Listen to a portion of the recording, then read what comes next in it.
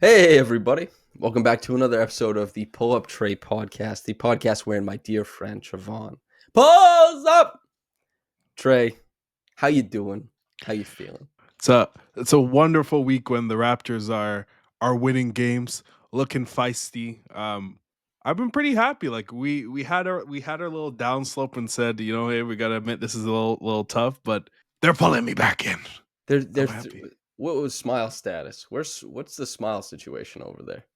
I'm beaming. The smile has never really dejected this season. There was a point where like I was neutral. I was like, all right, let's not Mm, smile too much. This isn't the greatest tank of all time, but I'm happy now. They're winning games. I'm like beside myself honestly a little bit, man, because the games are much better. Like I've Yeah. been at like they've been winning games at home. They're 3-1 in their last four. I've attended these games. They're fun. They're good. I like watching winning basketball. I like when players perform better. But then I have that nagging in my head. I've been conditioned over the months of people being like, they need to tank. They need to tank. And in my mind, I'm like, where can they conceivably go now that they've lost so many games? Like, Yeah. I don't even know what the ceiling is for this team anymore because half the season went away and they won 9, 10 games. But they're playing better now. So whatever that is, like Kelly Olynyk is a plus 39. Great, cool. Your Bruce Brown, he shoots 50% for a stretch, is coming Yeah. to Yeah. fruition. That kind of stuff is coming around. Maybe for some people, they believe like, hey, it's peaking. They're the veterans. Maybe they'll recoup a lot. We're going to talk a little bit right away about your perception of the draft market, and I'll bounce off of it. But first thing I want to ask you, because I had the space heater running right by my feet. How is your circulation, dude? Like these days, probably like poor. Like in the morning, especially when I'm cold. Like Has it gotten r- worse? it's improving, but like initially, my foot felt like it could have been wood. Like that level of stiffness of when it gets cold. I was like, is this arthritis? Am I getting old? And then Mm, I doc was wonder. just like, no, your foot's just broke. Yeah, I guess it's harder when it dislocates for the blood to run efficiently to Yeah. it. But I have terrible circulation. Like my feet get cold, man. See, I run warm for some reason. Like I need to. I'm a ceiling fan on person at night. Okay. Yeah. All right. That's well Exactly. now. Hey, maybe we don't room together then for the I big I've the big been trip. I've been hope. Wait, wait. In Vegas, did we have something running in that room? I feel like there was a big old not Yeah, a there was radi. like a There was an air conditioner, yeah, there was and plenty Josh of brought seat. his little banana boat bed and put it right down beside it. Okay. Moving on from this, though, the Raptors, they're entrenched in, and I got S's perspective on this, and I want yours. They're entrenched in trade rumors.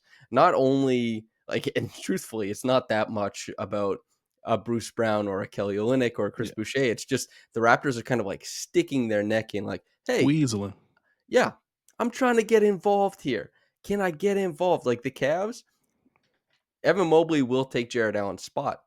But Jared Allen has been giving them all-star level big man play for a while, and they just tossed like hardly a first overall pick and Yeah. got him, or not first overall, first round pick. Anyway, there's good things can happen. I'm curious where you're sitting at regarding all this trade stuff going on. I think like the Jimmy Butler situation has like the opportunity to save like the Pascal situation. If they can finagle a way to take on salaries and like getting a contributing player, either utilizing that 2026 pick or taking on salaries so they can receive an extra pick, makes the trade look a little better. It's a great utilization of those actual salaries. And Bruce, the last couple games, pretty good. He, he's he, he's he's been giving. I wanted this for a month where he probably has. If he could maintain this for like a couple more weeks, give or take, that would be lovely. But I think they Well, put themselves in a position where whether they want to trade Bruce, Davion, or Boucher, especially in the Boucher and Davion points, they should be able to receive something of value back. And that's why you have these like expiring salaries. Like Davion, you can throw onto a contending team that wants to have someone funky in the lineup. Boucher works really well with other bigs, and he's been Kobe Bryant for the Let last. let me stop you there. What do you think of the report about extension for Boucher? I think that would be a mistake, personally.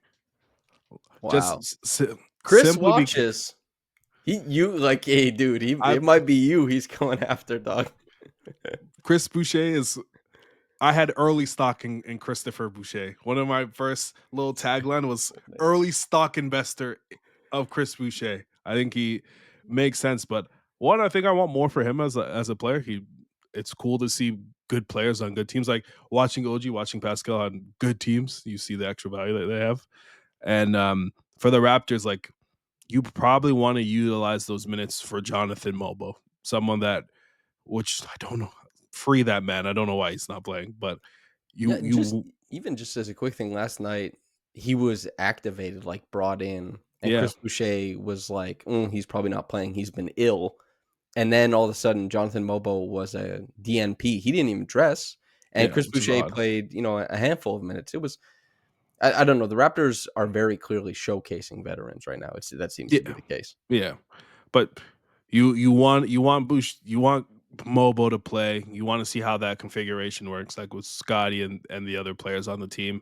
So I long term, I see if Mobo does pan out, like being there for that comes off of the bench. So The I don't Chris think it makes Boucher, sense for him or the Raptors. the Chris Boucher stuff is interesting because one, you and I, we have this dream of like, wow, I'd love to see Chris Boucher play with Nikola Jokic. Like Yeah, just see what he 100%. can throw Chris Boucher's way, like all that energy, the willingness to go catch stuff, to put shots up. Like maybe that's super interesting.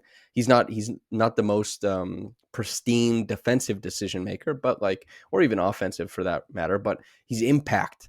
He's very Mhm. quick impact all the time. And if he's on a heater, as we've seen, he just wins all of his minutes. The Raptors, they've been winning games lately. And even when they were losing games and, close games, it's like Chris Boucher is just in there. He's just a massive factor. But it's hard to make it work with Denver regarding like if you're trying to build out a trade. That it is really interesting to think about like what an extension would look like because as you said, the Raptors clearly have guys that they idealize as being part of the team going forward that play his position. Many different guys play the Yeah, 3/4 on this team. And Chris, I don't even know what an extension would look like. I presume the Raptors don't want to go north of where they just were. And how often do you see a guy take like what, like a 2 year 18 or something like that? It would be quite yeah, odd. I know there's reporting around it, but I guess I would be surprised. Although Chris the man, Chris the human being, and the fact that he is the last bastion of the championship team, there's a lot of sentimentality there. And there's a lot of like should be reverence for the guy who's been around and all that kind of stuff. I don't know how much of the locker room he commands. I don't know how much like respect is given his way for being a part of it, but he wins minutes. He puts points on the board, and he's a the term is a live body, but he is the yeah, liveliest of them. He's always getting out there and doing stuff. And yeah, as you said, Bruce, the Bruce stuff, it seems he was what 15-5-5 last game. That was pretty yeah, fun, but it seems more so like his salary and the I guess expiring aspect of it yeah, is the most intriguing perspective or aspect of his, I guess, the trade value, quote unquote. By the way, we had myself and S had a negative feedback for talking about trades at the top. For anybody who wants to know, we timestamp these episodes. I go back and do every single one. If you want to jump around, feel free to do so. That's why the timestamps are there. Not everybody wants to hear, specifics about pick and roll design. Not some people don't want to hear the trade slop. yeah. Also, like, comment, subscribe. I 9 minutes in is not great, but it's better than some. I'm It's about to better say than we do. that's 10 percentile for us. Yeah, yeah. I would say. It's it's not so bad. What I do want to start talking about though is like, yeah, the trades, I guess we'll just see what happens as it comes. Yeah, 100%. Regarding who we want to be there though, because you were like, well, Davion can go, Chris can go, Kelly can go. Obviously, Bruce is involved in a bunch of stuff. The thing is, they have to have a team that's sitting here that they want to build upon. And we got to talk about the players who've been performing well lately. Grady had one of his most fun games of the past month. Yeah. I think Scottie outdueled, I thought, Paolo Banchero. His Mhm. denied defense on him was really good. I thought uniquely capable of avoiding getting screened, which Scottie is usually not that good at outskirting screens. Jamal Shead has been shooting the 3-point ball really well lately. RJ, while very quiet in the first half, figured his way in the second half. Just like stuff is moving. Yeah. And over this 4-game stretch, the Raptors are 8th in defensive rating. And this obviously incorporates heavily one Scottie Barnes, who is the centerpiece of the Raptors, but also a guy who you just said, like, maybe a team wants to come grab him, Davion Mitchell. Davion Mhm. Mitchell started all 4 games that the Raptors are 3-1, and he's averaging like 26 minutes per game. The Raptors, as has been the case this whole season, they foul much less with him on the floor. They defend better with him on the floor. They were +7 over his 105 minutes in that stretch. He was averaging 7 points, 5 assists, 1 steal. These are meager numbers, but the Yeah. impact is quite clear.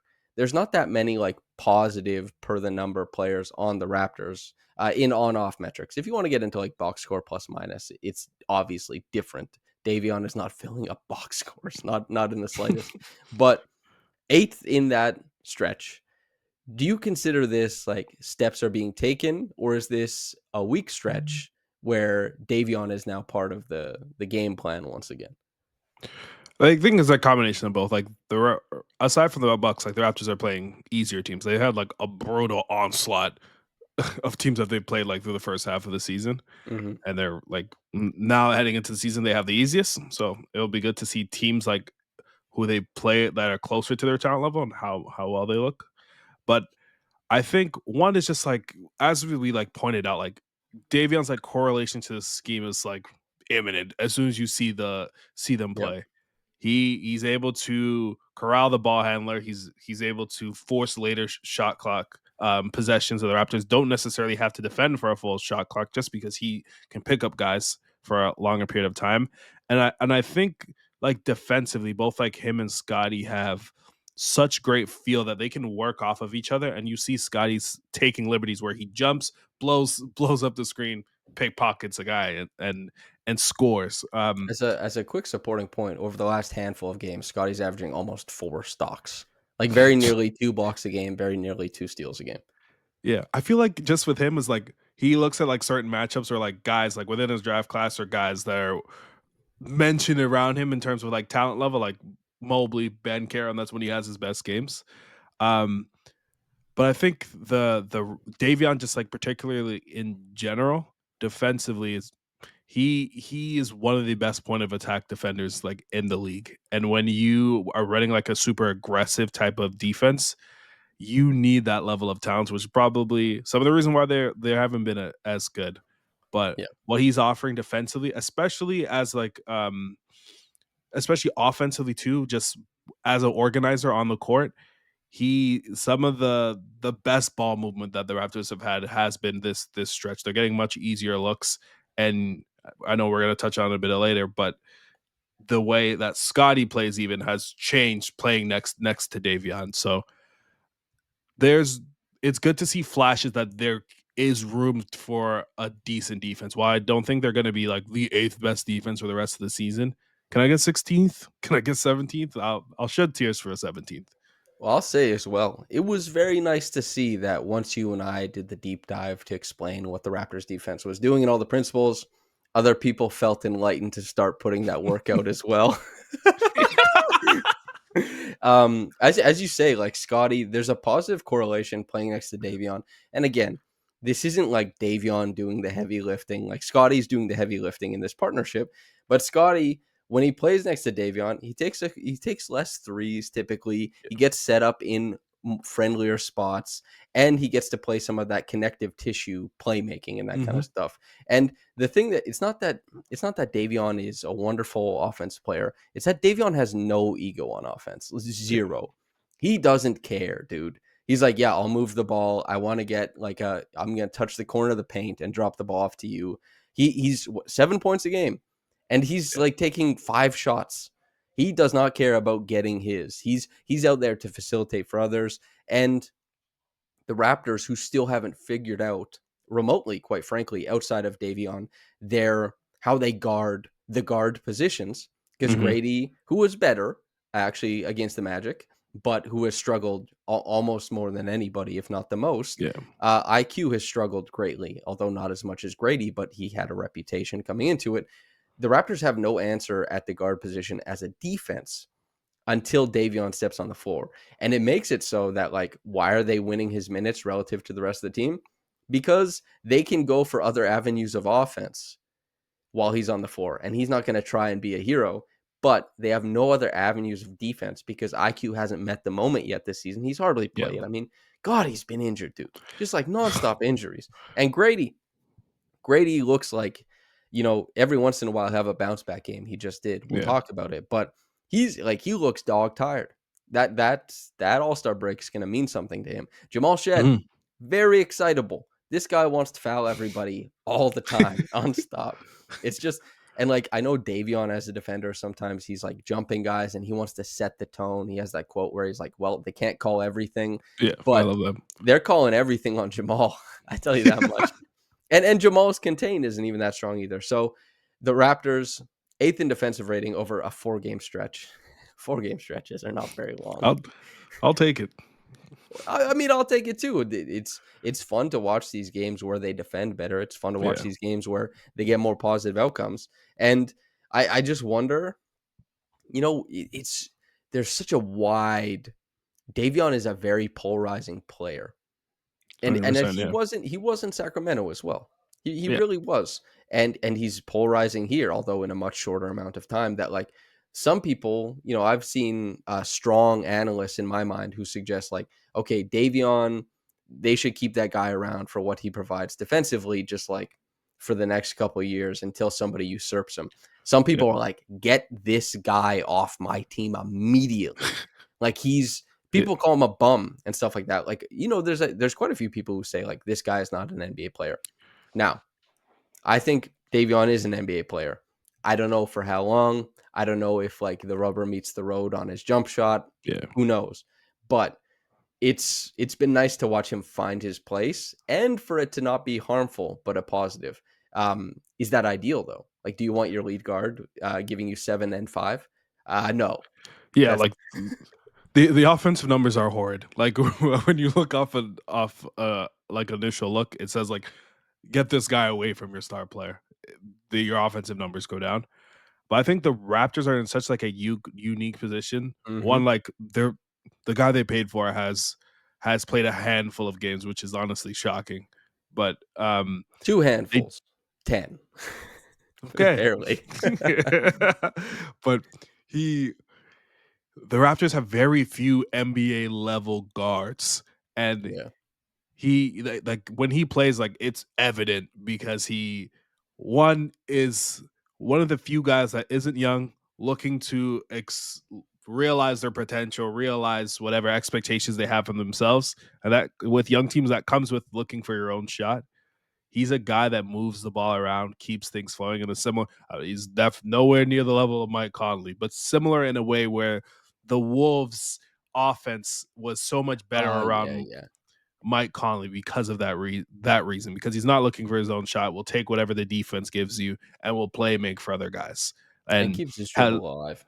yeah, and as an obvious screen partner in the way that Mike had with Rudy, Conley has with Jakob and gives easy passes.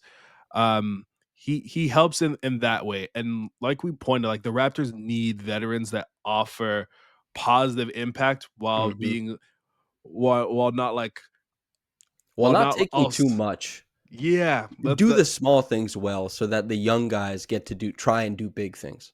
yeah. You're trying to insulate those guys from some of their responsibilities because you don't necessarily want Jamal Shead playing 30 minutes trying to manage a game and like play make. But some of the lineups with them playing together, it has been cool. And also even with Scottie, taking some of that responsibility and seeing him in different play sets and where he really excels at has really been cool to see. Yeah. The Scottie stuff, we can transition there. So, over his last 6 games, 7.3 assists per game, 2.3 turnovers. Pretty comfortable with that. Yeah. That's, 3 to Yeah. 1 assist to turnover ratio. The 6 games prior to that, it was 4.2 assists per game, 4 turnovers. It's just a very stark difference between what was working, the ease of his playmaking, and the amount of times he's being asked to Yeah. just like dribble up the floor, break down a defense, create. He's not nearly as overextended as he once was. And I know Mhm. you want to talk about his playmaking, so I'll kick it to you. Like Scottie's playmaking over the past however long, thoughts, comments, concerns. Like I think his playmaking is like where the star ceiling is and like what Yeah. his actual gift is personally. Like for me, like his scoring will go up and down, probably largely to like how streaky his jump shot is, give or take. But where the real impact lies is the playmaking and the defense. And with him, when he's working as a creative piece, now that he has the mid range counter, some teams are actually defending. He put the ball on the floor. He can play make from that spot. And when teams play and drop, he makes the correct decision nearly every time, and he's able to manipulate defenses, look like he's going to score, but also provide a dump off to guys around him. And I think playing with Davion has put him in more of those situations where he's a connective piece. He isn't dribbling the ball up as much as the initial as the initiator. And some of the off-ball actions that they work, you see Grady coming off of a curl. While Scottie's in drop, he's making that decision every time. And when you have a guy who's dangerous off of the ball, like Grady, it gives him more space as well. So like that tandem, especially how they work together, it, as they get better, will help Scottie's assist numbers go way up, especially when Grady's finishing numbers increase. But with him, he's far more dangerous and like impactful in this particular role. I know the Raptors are offering the goal of this season is to overextend him, put him in a situation where you see like LeBron, Luka Doncic, um, having the responsibility of controlling a game, handling all those possessions, and trying to play make and break down a defense from there. But Yeah. I do think there needs to be like a fair shake and a fair mix of doing the things that he's actually good at and playmaking from mid posts in dunker spot, things like that where he can operate. He it makes everyone around him. He makes everyone around them better, and I think it's very important for them to have a point guard. It doesn't need to be David, obviously, that can handle that workload and responsibilities. Yeah. The interesting thing with Scottie, and this isn't for every player, in fact, not for most players, when his cut frequency goes up, his assist frequency skyrockets. That makes sense. Most players, when their cut frequency goes up, their scoring rate skyrockets. Yeah. But Scottie is such a powerful cutter, and the threat of him finishing at the rim, uh, it's he doesn't have to dribble in there. He's on the Mhm. catch, has like the gather step, has the ability to put the ball down, time his steps, go up, or see the defense collapse onto him and play make around that. He's so special reading a moving defense while he's in motion. And while he's deep, it's whether it's Davion, whether it's IQ, anybody to put him in those positions, it's just such an easy way. And you can see Yeah. this reflected in, his cut frequency. You can see this reflected in his assist to turnover ratio. He's just being put in stronger positions for him. Now, Scottie gets a chance this season. The Raptors are underperforming their talent. Scottie Yeah. is 100%. underperforming his offensive talent to some degree because he was so strong last year with arguably like less, correct? Yeah. And he gets to try though.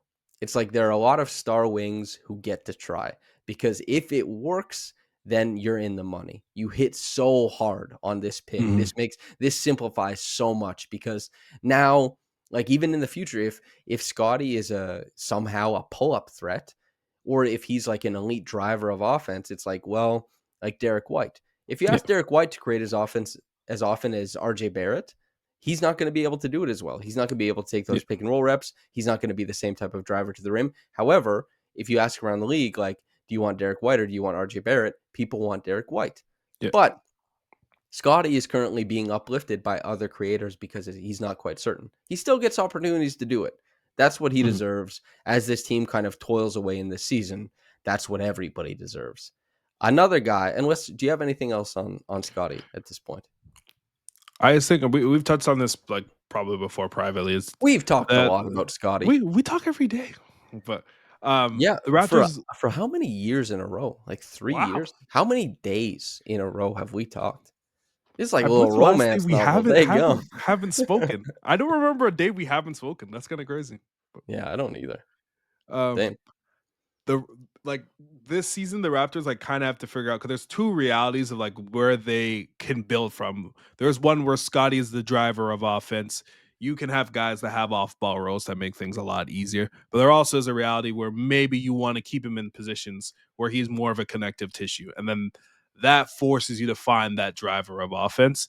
So I think just the overall season in general is figuring that part out and seeing how the other guys around him play when he is in those positions. And I think either or there's like impact to be found and there he's going to be a good player like regardless. Just the playmaking in general, it's like clearly evident when he's the connective tissue. He's on the highest echelon of playmakers in the NBA. Okay.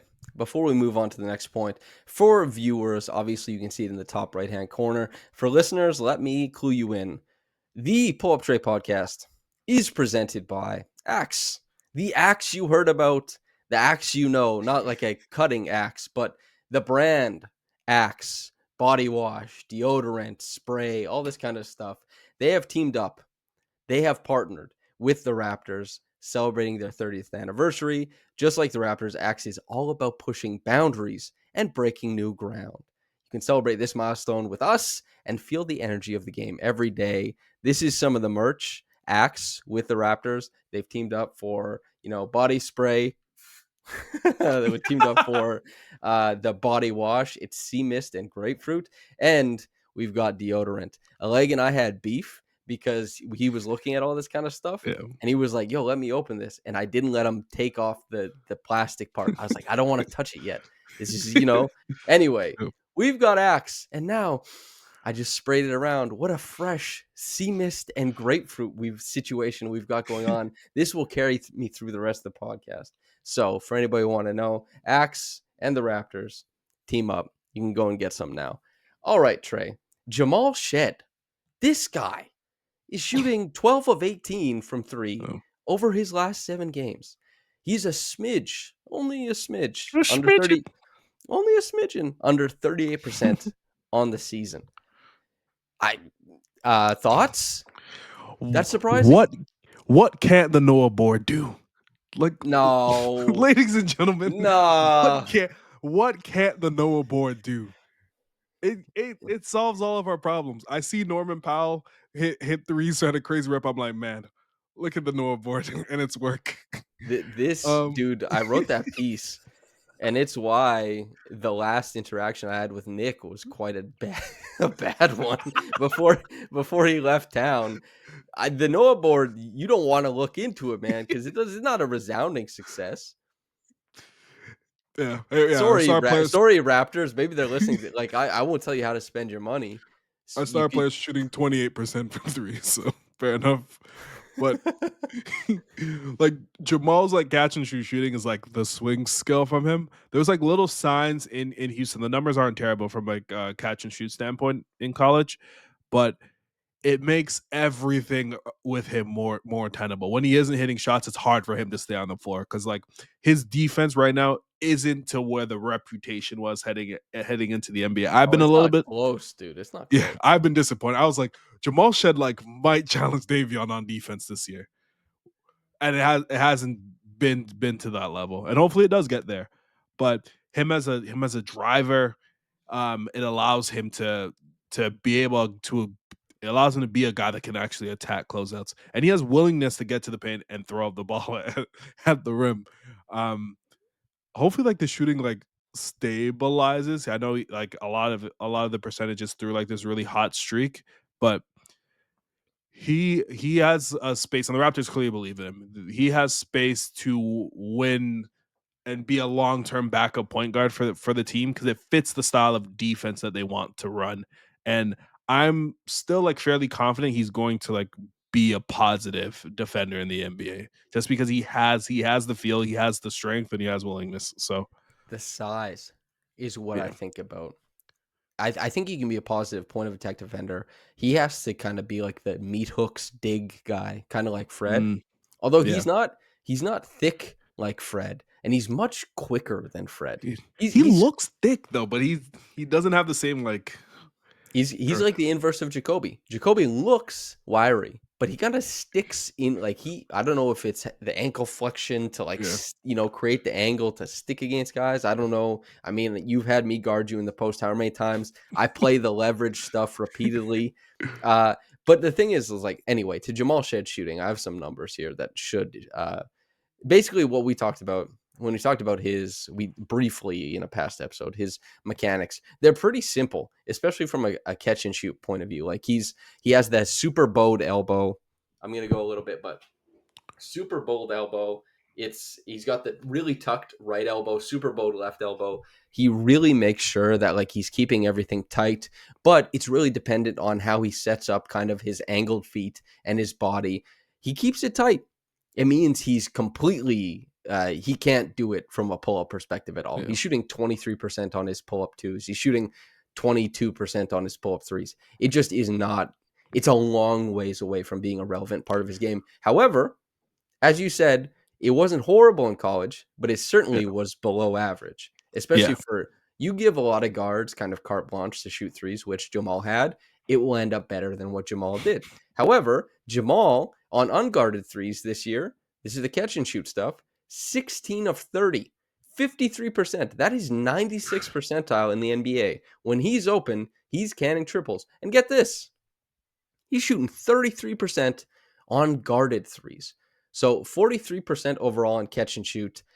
Now, as a point guard, you want live dribble stuff, Yeah. of course. And I mostly want to highlight the happy stuff with Jamal here because Jamal is the 45th to 46th overall pick.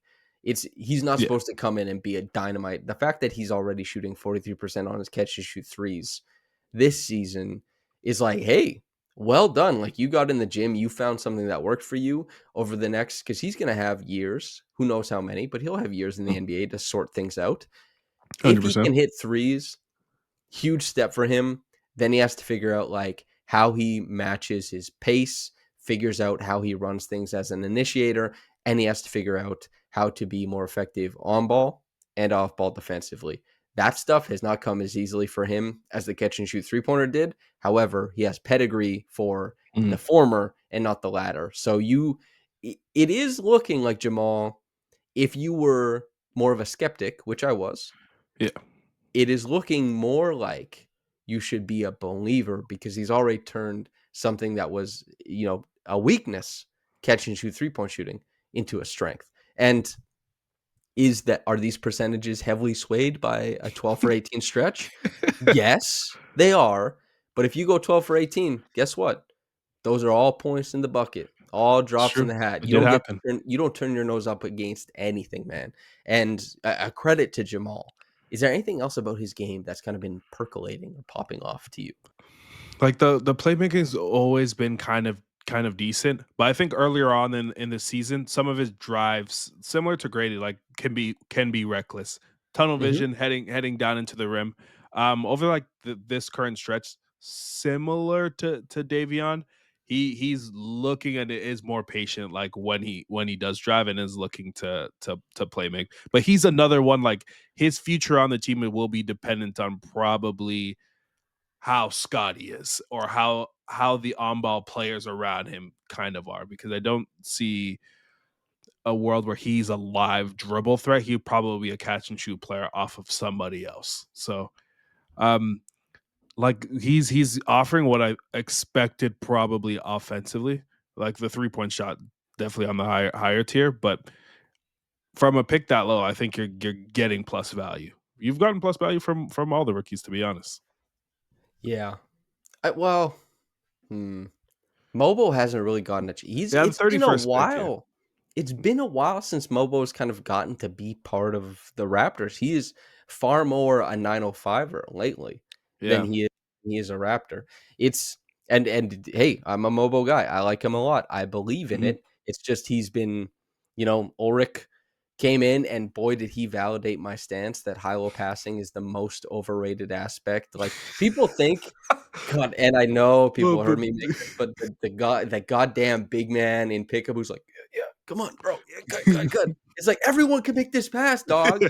It's not a special pass. You're not Nikola Jokic. You're not that guy. And Ulrich Chomche steps in for like a 2-minute stretch. He makes 2 of those reads. Guess what? Yeah, it's easy to make a standstill bounce pass, dog. Why do we revere these bigs for making standstill bounce passes? Anyway, he made 2 good ones, and Yeah. he's like 19 years old, if hardly, and he's huge and he's very energetic. So the fact that he can make a bounce pass, settle things down, and make that, I'm glad for him. Uh, I think that there is, yeah. I'm pretty happy with the rookie class so far. Yeah. When we came into the year, we were like, "Whew, great balls of fire." But Yeah. Jacoby's tapered off. Jamal is actually heating up a little bit. Yeah. He would be the one that's heating up. Ulrich. No, it's Ulrich Chomche. Ulrich Yeah. Chomche. He's just like percolating. He's on the, what do they call it, on an Yeah. element. He's just sitting there. Just He's just like he's our mystery Pokemon. Like like in yeah. as a Pokemon Sapphire, you're just carrying around your egg. You're like, damn, this is about to be the Whoa. greatest Pokemon that's ever lived. It's Wait. just Togepi. That was the first egg Pokemon. oh yeah, it was. Togepi, the little shell guy. Yeah. I don't know how long you played Pokemon for. Do you know that it becomes like there's Togetic and Togekiss? Do you know I don't know Togekiss? Togekiss. He's like a cloud Pokemon. He's actually a sick Pokemon. He has Oh. fairy type, so he's powerful. Anyway, but what other egg? Well, I guess you can. Oh God, this is just Pokemon, but like you can take Pokemon to the daycare and they have babies. But like, Yeah. what was your response to Togepi when you first got, like, when you're playing your Game Boy Color or Bro, whatever, or Game Boy I've Advance? wasted hours of my life walking around with this thing. I thought I was gonna get the greatest Pokemon of all time. But Yeah, he's no. not. Like, he really isn't. I never had the patience for Togepi. He's a cute Yeah. little guy, but I never Yeah. had the patience for Togepi. I do, however, have the patience for Ulrich Chomche. 100%. I am paid to be patient. This is my job. If I got paid to play Pokemon, I'd be like, yeah, I'll walk. Some Yeah. people do that. Is you just put a Pokemon in the daycare and they just walk for like 4 hours and they're like, That's damn, that's what I used to do. I'm like, I'm dude. so curious what I'm You're about a to get. I need finance bro from the very start, man. This guy's like, well, this seems more efficient. I'm Trevon at age 8. Whatever. That's funny. Oh Lord. Ulrich, I have patience for. I'm very excited to see. As I said on the podcast with S, I've had both the consultant scouts and the in-league NBA scouts who've reached out and said, like, I really like Ulrich. I think he's going to hit. They don't know how long, but they think it'll come at some point in time. Yeah. I'm excited for that. So am I. Grady. We did the Grady's been bad lately. We've got one game to work off of because they keep winning, man. Yeah. They win, and then we do the podcast. We have coming up a doubleheader against Atlanta. We didn't get the 40 ball that you We predicted. didn't. However, the Raptors won games. Yeah. They 3 or 4 like, you'll take. yeah, you said a 4-game win streak, Yeah. and you were only one off One with yeah. this team. That's kind of, I'm like, I sound very excitable, and I am, but it's because I'm realizing predicting a 4-game win streak for this team, almost impossible. But you very nearly did it. Your predictions have been pretty gnarly this season so far. Do you Yeah, have pretty anything for the close. upcoming? Before we record next time. Wow, we got 4 games in between recordings. Okay. Atlanta Thursday, Atlanta Saturday, Monday against the Pelicans, Wednesday against Washington. Baker, I know you listen to these episodes once in a while. I hope you get this one. We love you, brother, but we're gonna beat that ass. Do you have any predictions for the 4-game stretch? It's tough because there's a world where like 3 or 4 Raptors are traded and Jimmy Butler is gone in the middle of this. But I'm not going to consider that. I'm gonna say they lose the first Atlanta game, but then win the next 3. Those are Those are all winnable games. Those are winnable games. Yeah, like, I I'm making eyes, but I shouldn't be. It's New Orleans. yeah Although if Zion's playing, yeah. maybe you get a better Scottie if Zion is playing too. Maybe he's like, yep, I'm going to meet the moment. Who knows? Washington, you can beat Washington. Yeah, 100%. You The should be Pelicans, Washington. I Yeah. mean, they waxed the Pelicans last time. But there was no Zion there. God, Yeah. isn't it just super unfortunate? The Pelicans traded Dyson Daniels. He's just I He's a honestly what demon, man. We were at Summer we were League. yes, I was just about to say that. Your We were story, go at ahead. Summer League and we were watching Dyson Daniels and said, I don't know if he's gonna make it. He is not very good.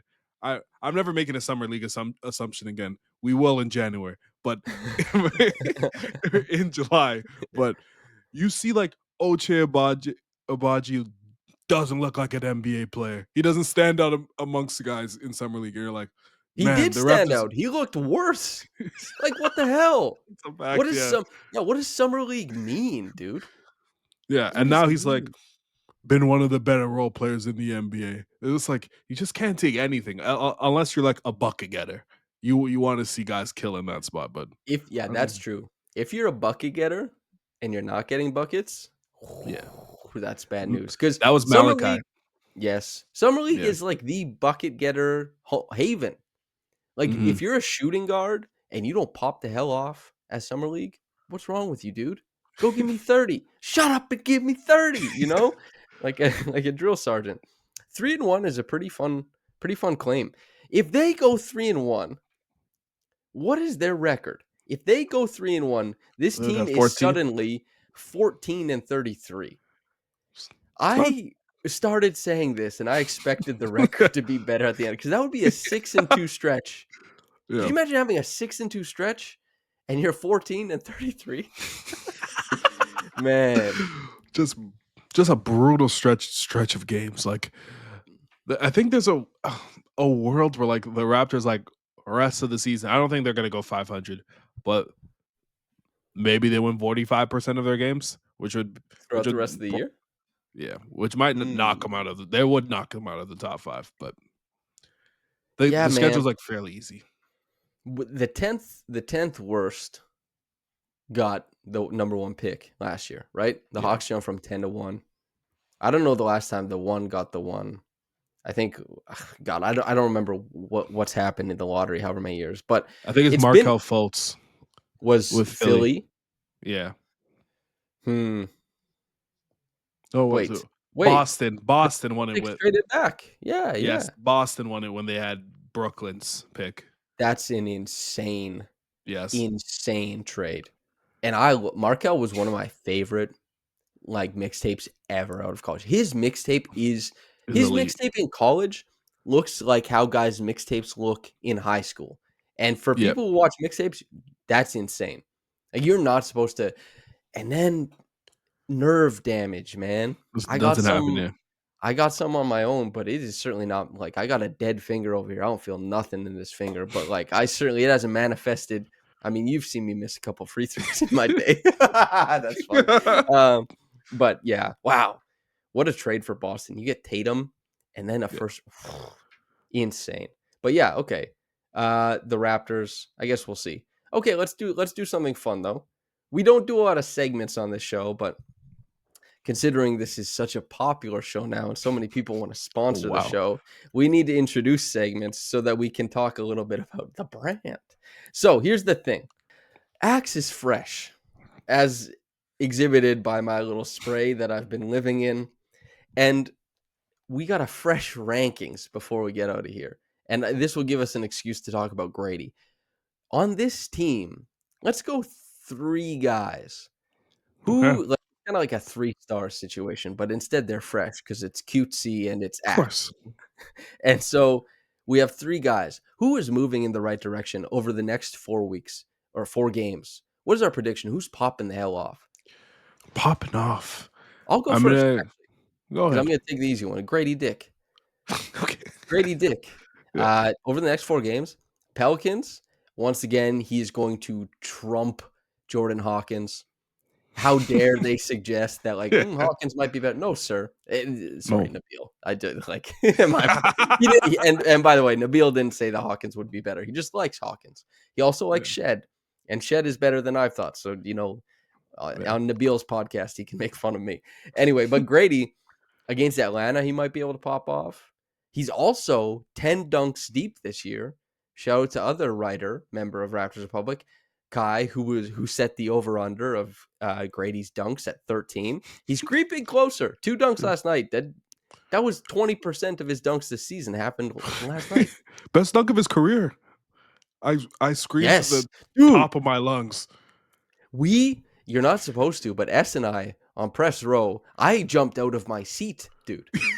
Like I left my seat. I said, "God damn, dude." Crazy. And on stamped pull-up tray player Tristan da Silva, who is pretty awesome at Yeah. this point. Who's second? Who's another fresh guy? Second, I'm gonna go with Jamal. I'm gonna the good times keep rolling with the shooting. His minutes, I think, will probably only continue to go up. Um, I think he has like a they're gonna give him to run with the offense like with Scottie. It seems like that's like kind of the thought process that they do have. So I'm gonna say the shooting streak. We get another week of this, and he continues to hit threes at a crazy clip. Okay. I'm gonna piggyback off of your prediction from last week. Scottie came and he scored against the Brooklyn Nets 34 points. It was his Yeah. career high. I think there's a 35 or 36-point game Okay. sitting in this package of 4. I think it's a possibility. And wait, it's up to you because I do this to you all the time. Like you say something, and then my job is to be like, be more specific. Let's make this a take. Do you want me to pick a game? The the first 3 games are tough. They're going against crazy wing defenders. It would have to be Washington. Do you think Dyson guards Scottie? I would assume so. Like honestly, it could be Jalen Johnson. I wouldn't know who was guarding him to be honest. Like I watching think Hawks games, it's tough. I I'm really interested to see who Dyson Daniels guards because it very Yeah, easily could be Jalen Johnson, but it yeah, probably will be Dyson. New Orleans. that is Who's the wing defender on New Orleans? Herb Jones.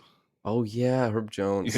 God, that's the thing, man. When you're not a fun team anymore, nobody cares about Herb Jones. Whoever the yeah, Herb that's true. Jones is of your team, nobody cares anymore. Just You and I had a bet. like Herb Jones is like invaluable if he's on a good team, man. For listeners who haven't been around for years, you might be surprised to know that I had a chance to see Trevon Bald, and I decided the avenue for which I would pursue that would be a finals bet on the New Orleans Pelicans of 2022-23. Do you remember they were the first They seed? were literally like you can Oh, like mark the game where Zion destroyed the Raptors, and that's when we the were Raptors there. we We got together and we're like, "Oh, the Raptors, they're gonna be fun this year. They just were in the playoffs last year. Let's get together, the guys." They finally yeah got healthy. Pascal hit the rotation again, if I remember correctly. We yeah. went to a bar downtown. We watched the Pelicans just beat the hell out of the Raptors, man. It's just insane. Like we were looking at that Zion dunk the same way the 5 guys on the court were, and it was like, okay, this team's not good, and the Pelicans like they might actually be a contender. Like both teams, like after that date, like both torpedoed Yep. surprisingly. And you chose the Grizzlies, and my bet Yeah, was that it was I didn't believe in the Grizzlies, and then it wasn't so much the basketball, but John Morant's proclivity for guns torpedoed, and I would have had to shave my beard like right down yeah, to the nothingness. man. Any Dude, I the want to only see you bald, man. I'm trying to see a shiny dome over there. I haven't seen my there was in university. Um, there was a barber shop near our school. Um, and they're offering like $5 haircuts. I'm like, that's a no brainer. He goes in, zzz, Oh, I was like, he's like, oh, you didn't want this level? He's like, that's a $5 cut. I'm like, you might as well take off the whole thing. And like for like probably like a week, I went bald. I just wore hats the whole time. you didn't take a picture, No, not dog. once. I need to see it. I need to see it, man. I don't. We gotta next week. We Mhm. come with a wager. Okay. It's about time I see that dome, dude. And you know what? Yeah, and you still want me to be beardless? Is that the motivation? The 100%. going the opposite way? All right. I've been doing push-ups. I've been mewing to try and get the jawline, so that I can survive without the beard. We'll see. I've got I'm hearing you. If you tape your mouth, that helps with the jawline. That's the new tape, fad I've been here. Yeah, you tape. like apparently that's what I am not a doctor. Let me say this. No one thought you were a doctor. But I've I've watched a lot of TikTok. Apparently, people with rosier cheeks are mouth breathers. with with if you with wait with what? Bulgier? ro- rosier cheeks Mm. are mouth breathers. I'm a gentleman with rosier cheeks, so I can say this. But apparently, those people are mouth breathers, and Wait, you're supposed to tape your mouth, and that helps with your jawline while you're sleeping. this this sounds like it's adjacent to like fascism. You know what I mean? It sounds a little adjacent to fascism. Wait, so when you say rosy, you mean like chubby? Yeah, Or okay. You and I both. This is a chubby cheek podcast. it is. Although when you eat the oatmeal for like 4 months straight, you start to get a real nice dimple. I ain't never had a dimple, brother. I have like a small little chin dimple, but I've never had that cheek dimple. Um, okay. So I'm a mouth breather. I guess so. Yeah. People in chat or in the comments, let me know if you're a mouth breather or not. I try and breathe through my nose when I'm doing like exercise because it's good for Yeah. regulating. I'm not like Wim Hof or whatever the hell, but I uh I try and do that because I was told it's healthier. But maybe I'm breathing out of my mouth too much. I actually doubt that very much. It is just like musculature and like your Yeah. bone structure. Yeah, I'm assuming. How are you and I gonna change our bone structure by breathing through our nose? Well, I mean, I'm sure they have some sort of, you If, know, if, if anyone knows of this fad about mouth taping, please let me know. I feel like mouth taping came right before like the 14 word, like they will not replace our white children. You know what I mean, dog? I, I don't know. It's like that. Like I made the mewing joke earlier, but all of this is like pretty. It's all interconnected with a rising, like concerning worldview. Which anyway, that feels like the end of a podcast. Yeah. Of course. Is there anything you want to say?